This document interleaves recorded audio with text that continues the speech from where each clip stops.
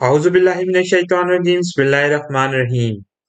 इस वक्त फ़लस्तीनी तंजीम हमास के हमलों में 1000 से ज़ायद इसराइली हलाक हो चुके हैं और फ़लस्तीन की सूरत हाल तेज़ी से तब्दील होती जा रही है।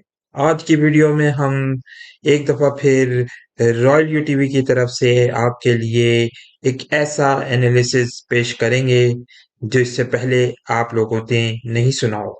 इसलिए आप लोगों से गुजारिश की जाती है कि हमारे चैनल को सब्सक्राइब कर लें और फिर साथ-साथ बेल आइकन के बटन को भी दबाएं ताकि वीडियोस के लिए नोटिफिकेशंस आपको मिल सकें।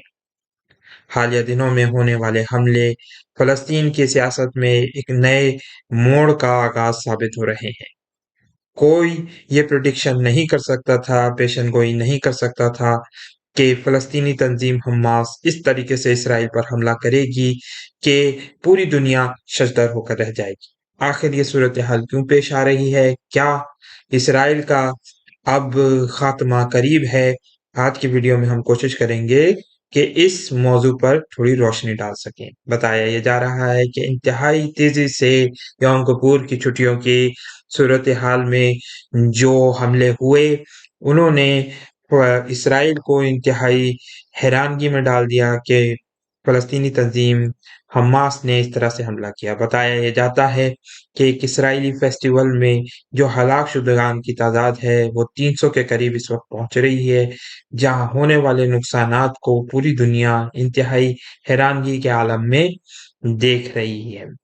फ़लस्तीनी तंजीम के सदर इस्माइल हानिया ने जब ये हमले हुए उसके बाद सजदा शुक्र बजा लाए क्योंकि बहुत सारे लोगों को यरगमाली बनाकर इसराइल ले जाया गया है और फिर ये बात भी कही जा रही है कि उसके लिए अब फ़लस्तीनी तंजीम हमास अपने बहुत सारे कैदियों को जो इस वक्त इसराइल की कैद में हैं और अमेरिका की कैद में हैं छुड़ाने की कोशिश करेगी। इसराइल की हिमायत में इस वक्त सूरत हाल ये आ रही है कि अमेरिका ने एक बहुत बड़ा बहरी बेड़ा जो बहराए रूम में भेज दिया है जो अब ईस्ट मेडिटेरेनियन सी में यानी मशरकी बहराए रूम में दाखिल हो चुका है। यूएसएस जेराल्ड फोर्ड इंतहाई जदीद असले से लेस है और बताया ये जा रहा है कि ये इसराइल की मदद करने को आया है। लेकिन आखिर सवाल ये पैदा होता है कि अमेरिका ने इतने बड़ा बहरी बेड़ा भेजने की क्यों कोशिश की है? क्या इसके पीछे बहुत सारे दूसरे अवामिल कार फरमा हैं जिसकी वजह से अमेरिका परेशान नजर आता है? कुछ दबे अल्फाज में इन हमलों का इल्जाम ईरान पर भी लगाया गया है जबकि ईरान ने यह बात कहा ही है कि वो हिजबुल्लाह और हमास की हिमायत करता है लेकिन बराह रास्त इन हमलों में उसका कोई अमल दखल नहीं है। लेकिन इसराइल की तरफ से इस मुतालबे को इस बात को रिजेक्ट कर दिया गया है और कहा जा रहा है कि ऐसी कोई सूरत हाल नहीं है जबकि ईरान उन्हें लगता है कि वो इन हमलों के पीछे नजर आता है। अब क्या बात ईरान पर हमले तक आकर रुकेगी? यहाँ ये एक बहुत बड़ा सवालिया निशान है। इस वक्त लबनान की सरहदों में हिजबुल्लाह के साथ इसराइल की कुछ झड़पें हुई हैं लेकिन अभी तक इस जंग ने जनूबी लबनान की सरहद का रुख नहीं किया है। लेकिन शाम के जो बशार अल असद हैं उन्होंने भी इस बात में ये कहा है कि जिनको हम सुफियानी भी कहते हैं उसने ये बात कही है कि हम अगर कोई जंग हुई तो साथ-साथ हिजबुल्लाह का साथ देंगे।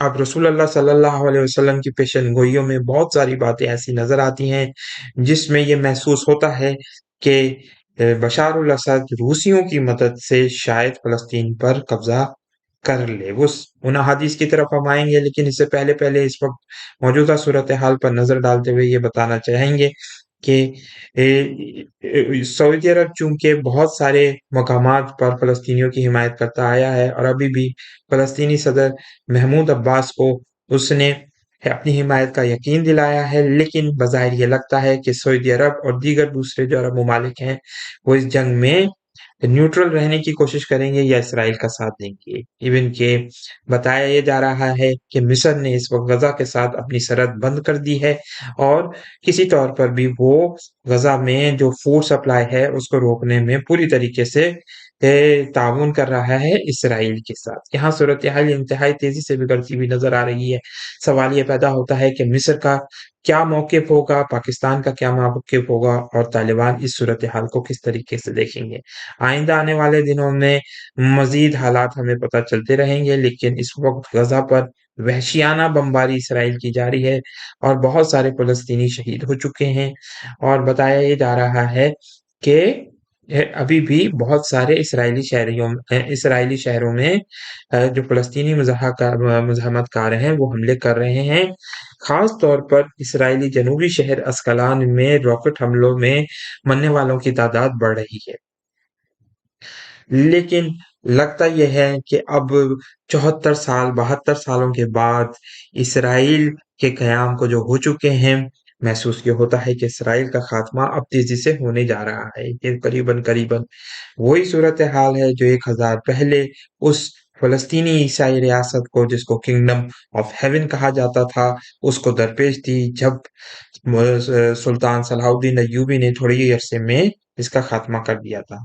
रसूल अल्लाह सल्लल्लाहु अलैहि वसल्लम की हदीस में हमें कुछ बातें ऐसी मिलती हैं जिससे ये अंदाज़ा होता है कि सुफ़यानी जो कि बशारुल असद जिसको कहा हम कह सकते हैं और हम अपनी दीगर वीडियोज़ में भी इसका ज़िक्र करते आए हैं। बहुत ये मुमकिन है कि रूस इनकी मदद से इस जगह पर काबिज़ हो जाए। बताया ये जा रहा है कि इस वक़्त कुछ लोग ये कह रहे हैं कि इतने कामयाब हमले में रूसी इंटेलिजेंस का हाथ हो सकता है क्योंकि जिस तरीके से आयरन डोम निज़ाम जो कि इसराइल का इंतहाई शानदार निज़ाम है उसको तबाह किया गया उसमें बहुत ये मुमकिन है कि ईरानियन ड्रोन्स और रूसी इंटेलिजेंस ने किरदार अदा किया हो। बहरहाल अभी सूरत-ए-हाल आहिस्ता-आहिस्ता वाज़ेह होती चली जाएगी और पता चलेगा क्या इस वक़्त आइंदा आने वाले दिनों में कौन-कौन इस जंग में शामिल होगा। लेकिन बज़ाहिर ये लगता है कि रूस अ, शाम,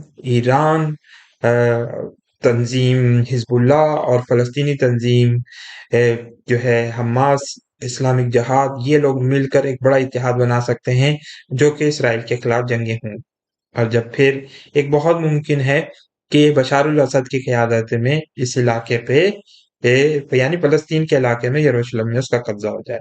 कुछ ऐसी अहादीस हम पढ़ेंगे जिससे ये अंदाज़ा होगा कि हम ये बात क्यों कह रहे हैं। आइए पढ़ते हैं उन हदीस को। हदीस नंबर 964 से ये बाब शुरू होता है। किताबुल फ़ितन इमाम नुईम बिन हम्माद ने की मुरतब करता है ये किताब जिसमें कुछ ऐसी हदीस हैं जिसकी बुनियाद पर हम ये एनालिसिस करने पर यानी तज्जिया करने पर मजबूर नज़र आते हैं। आइए पढ़ते हैं।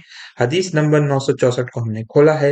हज़रत काब ने बयान किया कि जब तुम बैतुल मुक़द्दस का खलीफा देखो और दूसरा खलीफा इसके आगे यानी दमिश्क में तो खलीफा दमिश्क की इत्तिबा मत करना क्योंकि वो अपने घर के गधे से भी ज़्यादा गुमराह होगा। अब यहाँ पर जिस बैतुल मुक़द्दस के खलीफा का ज़िक्र किया गया वो हज़रत इमाम मेहदी और जो खलीफा इसके आगे यानी दमिश्क में तो खलीफा दमिश्क की इत्तिबा मत करना इससे मुराद जो है वो सुफियानी हो सकता है। आइए दूसरे हदीस हम पढ़ते हैं 965 हज़रत अबू हुरैरा रज़ी अल्लाह ताला अन्हु से रिवायत है कि नबी पाक सल्लल्लाहु अलैहि वसल्लम ने फरमाया बैतुल मुक़द्दस का खलीफा दूसरे खलीफा को कत्ल कर देगा।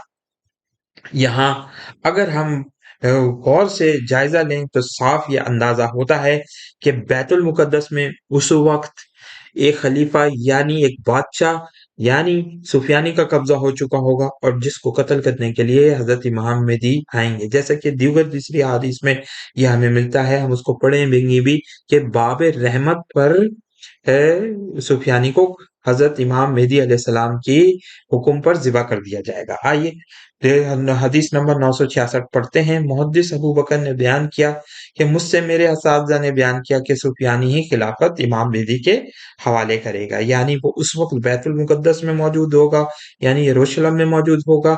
इससे ये साफ बात ज़ाहिर हो सकती है, ये बहुत मुमकिन है वल्लाह आलम बिस्सवाब कि यरूशलेम पर जो है उस वक़्त शाम का कब्ज़ा हो चुका हो, जो कि सीरिया इस वक़्त कहलाता है, यानी बशारुल असद सुफियानी जिसको कहा जाता है। हदीस नंबर 968 को हम पढ़ेंगे। मुहद्दिस अरतात ने बयान किया कि इमाम मेहदी के हाथ पर बैत की जाएगी। इसके बाद वो मुकर्रमा में 3 साल में वापस आएंगे। फिर बनु कलब का एक शख्स निकलेगा और इलाका इरम में रहने वाले हर आदमी को हुआ इसके साथ निकलना पड़ेगा। चुनाचे वो इमाम मेहदी की तरफ बैतुल मुकद्दस के लिए 12,000 आदमियों में रवाना होगा, मगर इमाम मेहदी सूफियाने को पकड़ लेंगे और इसे बाबे हेब्रून के पास कत्ल कर देंगे। यानी ये बाबे हेब्रून जो है वो पाया जाता है मस्जिद अक्सा में।